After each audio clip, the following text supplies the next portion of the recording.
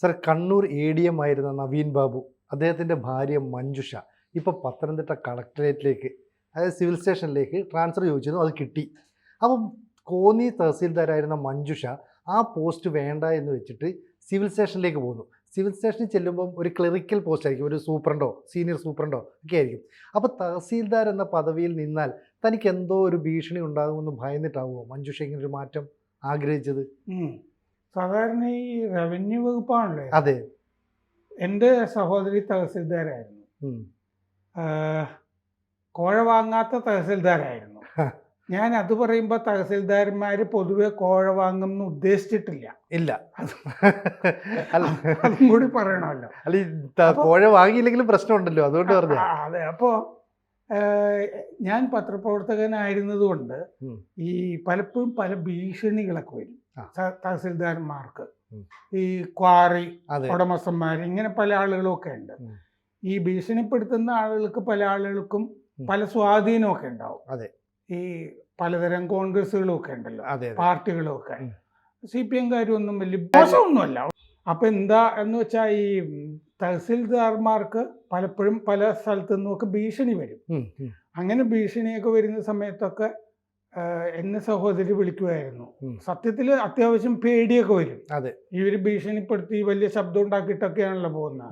രാഷ്ട്രീയക്കാരാണ്, സ്ഥലം മാറ്റിക്കളയും, ശരിപ്പെടുത്തിക്കളയും, ചുട്ടിടുവേ എന്നൊക്കെ പറഞ്ഞ ഡയലോഗൊക്കെ ആ ലൈനിലൊക്കെ ആയിരിക്കും. അപ്പൊ ഞാൻ സമാധാനിപ്പിക്കും, അതൊക്കെ ഞാൻ കൈകാര്യം ചെയ്തോളാം എന്ന് പറഞ്ഞിട്ട്. വെറുതെ പറയുന്നതാണ്, ഈ ഭീഷണിപ്പെടുത്തുന്ന ആളുകളൊന്നും ചെയ്യില്ല എന്നൊക്കെ പറഞ്ഞിട്ട്. അപ്പോൾ ഈ മഞ്ജുഷയുടെ കാര്യത്തിലാണെങ്കിൽ ഈ തഹസിൽദാർ സ്ഥാനത്തിരിക്കുമ്പോൾ പലതരത്തിൽ ബുദ്ധിമുട്ടിക്കാനൊക്കെ സാധ്യതയുണ്ട്. പല കേസുകളിലൊക്കെ പലപ്പോഴും ഓഫീസിൽ നിന്ന് തന്നെ സഹായം കിട്ടണമെന്നൊന്നുമില്ല. ഓഫീസിൽ തന്നെ കുറച്ചു പേരൊക്കെ കൂടെ നിൽക്കാനും ഒക്കെ സാധ്യതയുള്ളൂ. രാഷ്ട്രീയമാണല്ലോ. റവന്യൂ ആണെങ്കിൽ CPI-കാരായിരിക്കും കൂടുതലും തോന്നുന്നു. റവന്യൂ ഓഫീസുകളിലൊക്കെ റവന്യൂ വകുപ്പ് സ്ഥിരമായിട്ട് CPI-ക്ക് കിട്ടുന്നതുകൊണ്ട് അവരുടെ കുറെ ആളുകൾ ഈ ഇത്തരം ഓഫീസുകളിൽ ഉണ്ടാവും. അപ്പോൾ മഞ്ജുഷ കാണിച്ചത് ഒരു തരത്തില് ഈ ചോദിച്ചു മേടിച്ചതാണ്. എനിക്ക് ആ പദവി വേണ്ട എന്ന് പറഞ്ഞിട്ടാണ്. അപ്പോൾ ഈ പറഞ്ഞ പോലെ ക്ലർക്ക് നിന്ന് വളർന്നാണ് ജൂനിയർ സൂപ്രണ്ട് അല്ലേ, superintendent, junior superintendent, senior superintendent ഒക്കെ ഓഫീസുകളിൽ ആവുന്നു. പിന്നെ സൂപ്രണ്ടാണ് ഈ വരുന്ന ക്ലർക്കിന്റെ ഒക്കെ സമയമൊക്കെ തീരുമാനിക്കുന്നത്. സമയത്തിന് വന്നോ, രജിസ്റ്ററിൽ ഒപ്പിട്ടോ, എല്ലാം പോയി കാര്യങ്ങളൊക്കെ നോക്കുന്നതൊക്കെ ഓഫീസിന്റെ ഭരണമൊക്കെ അവരാണ്. അപ്പൊ ആ ഓഫീസിൽ ഈ പറഞ്ഞ പോലെ ആ ഓഫീസിന്റെ ഒരു ഭരണത്തിന്റെ ചുമതലയുണ്ട്. പക്ഷെ രാവിലെ മുതൽ വൈകുന്നേരം വരെ ആ ജോലി നോക്കിയിട്ട് വീട്ടിലേക്ക് പോകാം. വേറെ പൊല്ലാപ്പുകൾ, തഹസിൽദാരുടെ പൊല്ലാപ്പുകളൊന്നും അവർക്കില്ല.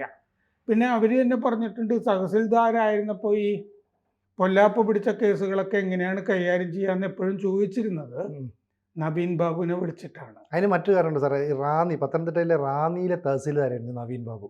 റാന്നിയിലെ തഹസിൽദാർ എന്ന നിലയിൽ നിന്ന് ADM ആയി പ്രൊമോഷൻ കിട്ടിയപ്പോഴാണ് അദ്ദേഹം പത്തനംതിട്ടയിൽ നിന്ന് കാസർഗോട്ടേക്ക് പോകുന്നത്. അപ്പം ഈ തഹസിൽദാറായി ജോലി ചെയ്യുമ്പോൾ സ്വാഭാവികമായിട്ടും ഭാര്യ, അവർ ഒരു പത്തനംതിട്ട തന്നെയല്ലേ, അപ്പോൾ അവർക്കറിയാമല്ലോ അതിൻ്റെ ബുദ്ധിമുട്ട്. പത്തനംതിട്ടയുടെ ഒരു പ്രത്യേകത പറഞ്ഞാൽ ഒരുപാട് പാറമടകളുണ്ട്. അപ്പോൾ സ്വാഭാവികമായിട്ടും ഇത്തരം പാറമടകൾക്ക് പലവിധ അനുമതിയും കൊടുക്കേണ്ടി വരും.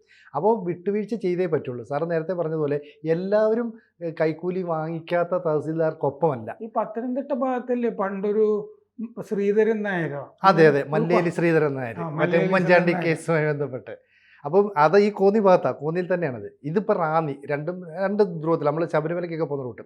അപ്പോൾ അവിടെ നിന്ന് ഈ നവീൻ ബാബു എന്തൊക്കെ പ്രഷർ അനുഭവിച്ചു എന്ന് മഞ്ജുഷ നേരിട്ട് കണ്ട് മനസ്സിലാക്കിയ ഒരാളാണല്ലോ.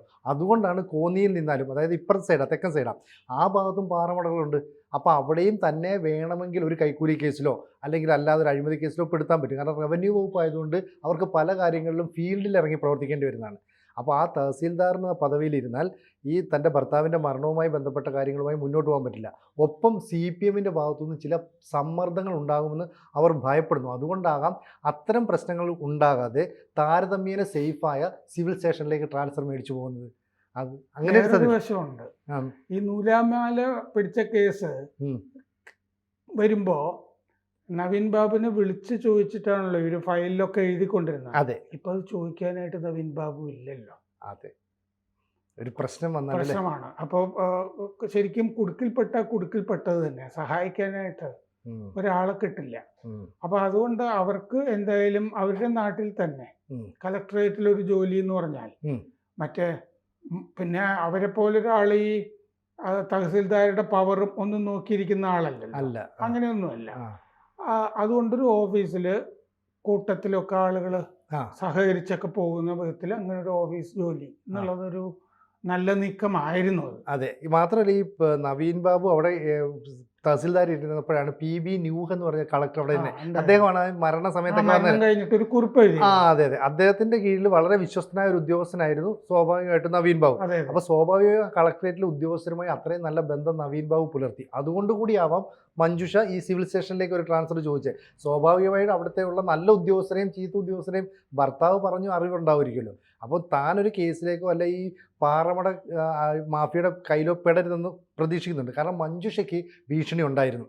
തൻ്റെ ഭർത്താവായ നവീൻ ബാബു കണ്ണൂരിലെ ചില ഭൂമി മാഫിയകളുമായിട്ട് ചില ബന്ധങ്ങളുണ്ടെന്നും ഇതുമായി ബന്ധപ്പെട്ട് പല കാര്യങ്ങളും പുറത്തു വിടുമെന്നൊക്കെ പറഞ്ഞിട്ട് ചില ഭീഷണികൾ മഞ്ജുഷയുടെ അടുത്ത് ഡയറക്റ്റായിട്ടും ഇൻഡയറക്റ്റായിട്ടും ചെന്നു.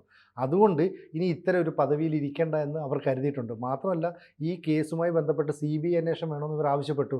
അപ്പോൾ അന്വേഷണം വരുത്താതിരിക്കാൻ CPM എന്ന് പറയുന്ന ഭരിക്കുന്ന പാർട്ടി ശ്രമിക്കുകയും ചെയ്യില്ലേ?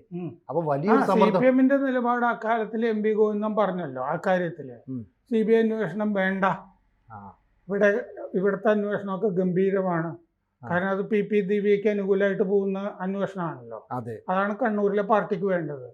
CBI വരുന്നതിൽ ഒരു താല്പര്യവും പാർട്ടിക്കില്ല. അപ്പോൾ CBI അന്വേഷണം മറ്റേ നവീൻ ബാബുവിന്റെ കുടുംബത്തിന് വേണം താനും. അപ്പോൾ പാർട്ടി കുടുംബമായ മഞ്ജുഷയ്ക്ക് CPMന്റെ പരസ്യമായ സപ്പോർട്ട് കിട്ടില്ലെന്നല്ലേ വാക്കുകളിലൂടെ മനസ്സിലാക്കട്ടെ? പത്തനംതിട്ട ജില്ലാ സെക്രട്ടറി ഉദയഭാനു പറഞ്ഞത് എല്ലാ കാര്യത്തിനും ഞങ്ങൾ മഞ്ജുഷയ്ക്കൊപ്പം ആ കുടുംബത്തിനൊപ്പം ഉണ്ടെന്നാണ്. പക്ഷേ MV ജയരാജൻ PP ദിവ്യയ്ക്കൊപ്പമാണെന്നും സംസ്ഥാന സമിതിയുടെ രണ്ട് തരം അഭിപ്രായം ഉണ്ടെന്ന് MV ജയരാജൻ പറഞ്ഞു. അതെ, നവീൻ ബാബുവിനെ പറ്റി. അതെ. അപ്പോൾ അങ്ങനെ ഉണ്ടെങ്കിൽ മഞ്ജുഷയ്ക്ക് ഉറപ്പായിട്ടും മനസ്സിലായി CPM ഞങ്ങളുടെ കൂടെ നിൽക്കുന്നില്ല. കാരണം ജില്ലാ സെക്രട്ടറി പിന്നീട് പതുക്കെ ചുവട് മാറ്റി. ഇങ്ങനെ ആരോപണമൊക്കെ ഉണ്ടല്ലോ നവീൻ ബാബുവിനെ കുറിച്ച്, അതുമായിട്ട് അന്വേഷിച്ച് വരട്ടെ എന്ന് പറഞ്ഞു. അപ്പോൾ തഹസീൽദാർ എന്ന് പറയുന്ന തസ്തികയിൽ നിൽക്കുന്നത് സേഫ് അല്ല എന്ന് തോന്നിയിട്ട് അന്നു മുതൽ ഇവർ ശ്രമിച്ചിട്ടുണ്ടെങ്കിലും ഇന്നാണ് അതിനനുസരിച്ച് അനുമതി കിട്ടിയത്.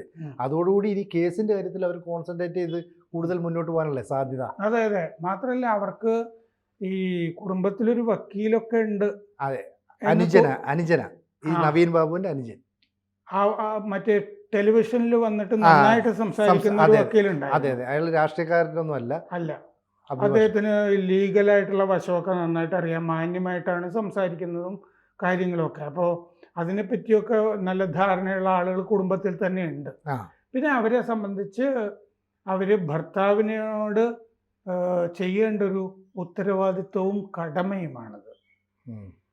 അവർക്കൊരു സംശയം ഉണ്ടല്ലോ, കാരണം കൊന്നു കെട്ടി തൂക്കിയതാണോ എന്ന് ആ ഹർജിയിൽ ചോദിക്കുന്നുണ്ട്.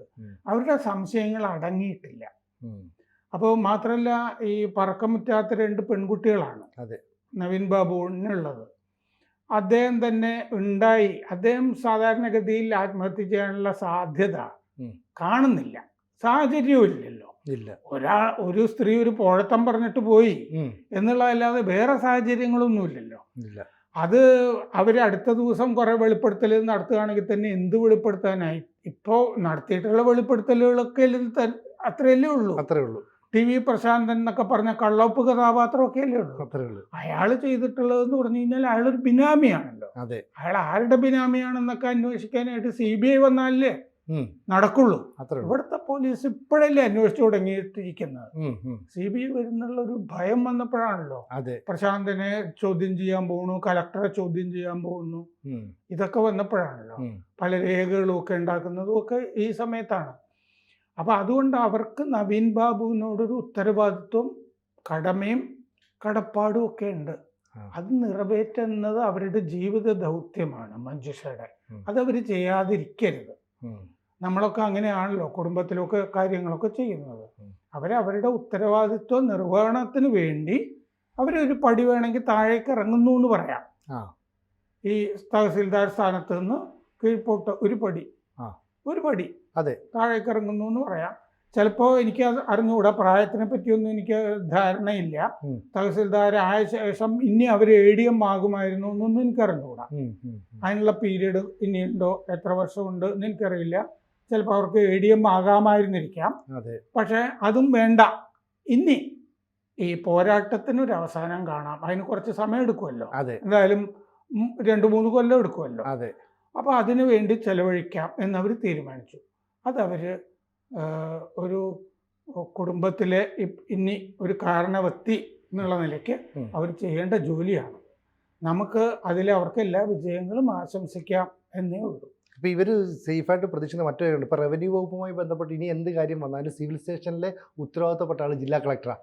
അത് കഴിഞ്ഞിട്ടേ ADM വരുള്ളൂ. അപ്പോൾ എന്നെ ഒരു അഴിമതി കേസിലോ അല്ലെ എന്നെ ഒന്ന് കുരുക്കാനോ ശ്രമിച്ചാൽ ജില്ലാ കളക്ടർ ഉണ്ടല്ലോ എന്നുള്ളൊരു ധൈര്യമായിരിക്കും ഒന്ന്. 2, ഇവർ പറഞ്ഞൊരു കാര്യമുണ്ട്. ഇൻക്വസ്റ്റ് തയ്യാറാക്കിയപ്പോഴോ പോസ്റ്റ്മോർട്ടത്തിന് കൊണ്ടുപോയപ്പോഴോ ഇവരുടെ ബന്ധുക്കളോ ഒന്നുമില്ല. അപ്പോൾ അതിന് മറുപടി പറയേണ്ട പോലീസോ CPM ഈ സർക്കാർ ഇതുവരെ മറുപടിയും പറഞ്ഞിട്ടില്ല. അപ്പോൾ അവരുടെ ദുരൂഹത വർദ്ധിപ്പിക്കുകയും കൂടെ ചെയ്യല്ലേ. അപ്പോൾ ഈ പദവിയിൽ ഇരുന്നുകൊണ്ട് ആ കേസിൻ്റെ കാര്യത്തിൽ കൂടുതൽ ശ്രദ്ധിക്കാനും ഒപ്പം നവീൻ ബാബുവിൻ്റെ അനിയൻ അഭിഭാഷകനായതുകൊണ്ട് കൂടുതൽ പിന്തുണ ഇവർക്ക് നൽകുകയും ചെയ്യുമായിരിക്കും. അതിലൂടെ ഒരു കുറേ സത്യങ്ങൾ ചിലപ്പോൾ ഇനി പുറത്തു വരാനിരിക്കുമായിരിക്കും അല്ലേ. അതെ, അവരെ സംബന്ധിച്ച് ഞാനും കാണുന്നത്, ഇങ്ങനെ ഒരു ഘട്ടം വരുമ്പോൾ ഞാനും ആലോചിക്കുന്നത് ജോലിയേക്കാൾ വലുതാണ് ഈ ഉത്തരവാദിത്വം എന്നുള്ളത് തന്നെയാണ്. കാരണം ഇത്രയും കൊല്ലമൊക്കെ അവര് ആയതാണല്ലോ, അവർക്ക് പെൻഷനൊക്കെ കിട്ടാനുള്ള സർവീസൊക്കെ ഉണ്ടല്ലോ. ജോലി വേണ്ടെന്ന് വെച്ചാൽ പോലും പ്രത്യേകിച്ചൊന്നും സംഭവിക്കാനില്ല, പെൻഷൻ കിട്ടുമല്ലോ ഇപ്പോൾ വിരമിച്ചാലും ഒക്കെ. അപ്പോൾ അവര് ഈ എടുത്തതാണ് ശരിയായ തീരുമാനം, ഒരു സംശയമില്ല അതിൽ. കൂടുതൽ വാർത്തകളും വിശേഷങ്ങളും നിങ്ങളിലേക്ക് എത്താൻ ABC മലയാളം സബ്സ്ക്രൈബ് ചെയ്യുക, ബെൽ ബട്ടണും അമർത്തുക.